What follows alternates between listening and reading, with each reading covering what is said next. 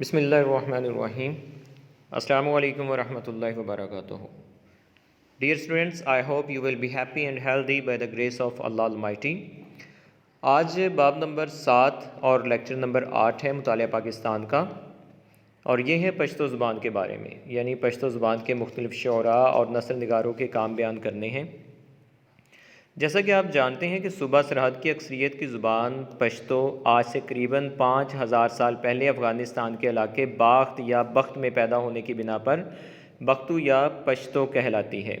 اس کے بولنے والوں کو پختون یا پشتون کہا جاتا ہے، اور پاکستان کی آبادی کا تقریباً 13% حصہ لوگ پشتو بولتے ہیں۔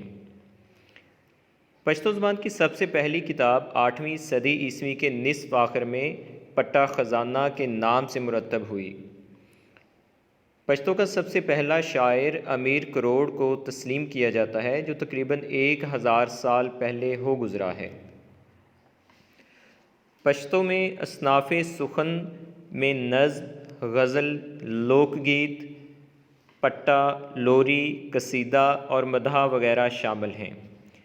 پشتو زبان کا آغاز باقی تمام زبانوں کی طرح پشتو ادب بھی دوسری زبانوں کے اثرات قبول کرتا ہے، اور اس کی حیت میں بھی تبدیلی اور استحکام پیدا ہوتا گیا۔ محققین نے تذکرۃ الاولیاء کے نام سے ایک کتاب دریافت کی، جو 1200 صفحات پر مشتمل تصنیف ہے۔ اس میں حمد سے لے کر نعت کے اشعار موجود ہیں۔ اس دور شاعری کی نمائندگی کرتے ہیں۔ غیاث الدین بلبن کے عہد حکومت اور شیر شاہ سوری کے دور حکمرانی میں قصیدہ اور مدح کی اصناف پشتو شاعری کا حصہ بنی، اور اس طرح 14ویں صدی عیسوی کے آخر تک پشتو ادب کافی حد تک دوسری زبانوں کے اثرات قبول کر چکا تھا، اور اس میں عربی اور فارسی الفاظ اور تراکیب بھی شامل ہو چکی تھیں۔ پشتو زبان کے حروف تہجی کی اگر ہم بات کریں، محمود غزنوی کے عہد حکومت میں سیف اللہ نامی ایک شخص نے پشتو زبان پر بڑا تحقیقی کام کیا اور اس زبان کی حروف تہجی تیار کیے، جو آج تک رائج ہیں۔ پشتو زبان کے حروف تہجی کی تعداد 52 ہے۔ پشتو زبان کے عام موضوعات میں رواداری، حریت، آزادی، مساوات، اتحاد، جنگ، جرأت، عظمت اور شجاعت وغیرہ شامل ہیں۔ پشتو زبان کے 3 لہجے زیادہ معروف ہیں، جن میں شمالی مشرقی علاقوں کا لہجہ، جنوبی مغربی علاقوں کا لہجہ اور زئی قبائل کا لہجہ ہے۔ البتہ تینوں لہجوں کے درمیان صرف تلفظ ہی کا فرق پایا جاتا ہے۔ پشتو زبان کے مشہور شعراء درج ذیل ہیں۔ اس میں سب سے پہلا نام جو آتا ہے وہ ملا مست کا ہے۔ پشتو جفاکش قبائلی پختونوں کی زبان ہے، جو اس کی نمایاں موضوعات آزادی، غیرت، جنگ اور جرأت و شجاعت وغیرہ ہیں۔ تاہم اس میں تصوف کا رنگ بھی ملتا ہے۔ ملا مست کو اس اسلوب کا امام تسلیم کیا جاتا ہے۔ دوسرے معروف شاعر خوشحال خان خٹک ہیں۔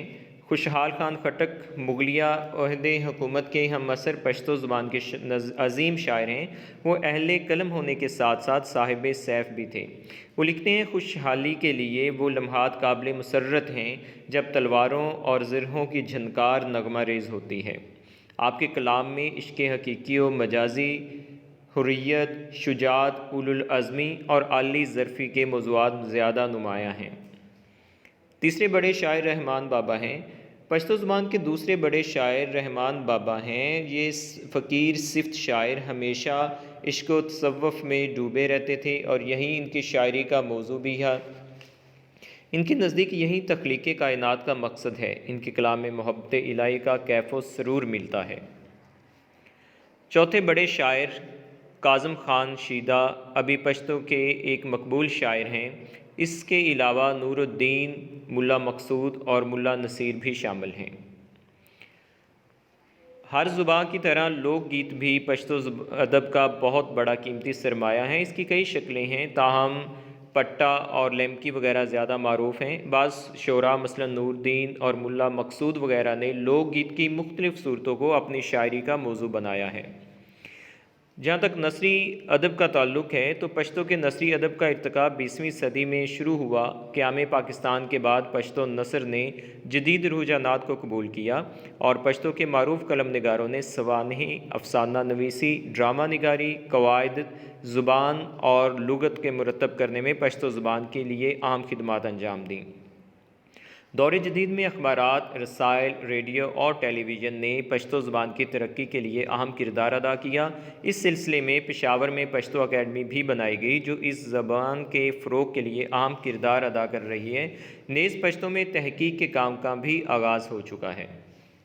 جی ڈیئر اسٹوڈنٹس، یہ تھا آج کا لیکچر۔ امید ہے آپ کو اچھی طرح سے سمجھ آ گیا ہوگا۔ اب آپ نے اس کو اچھی طرح سے لرن کرنا ہے اور اس کو رائٹنگ فارم میں لکھ کر مجھے سینڈ کیجیے گا۔ انشاءاللہ نئے لیکچر کے ساتھ پھر ملاقات ہوگی۔ خدا حافظ۔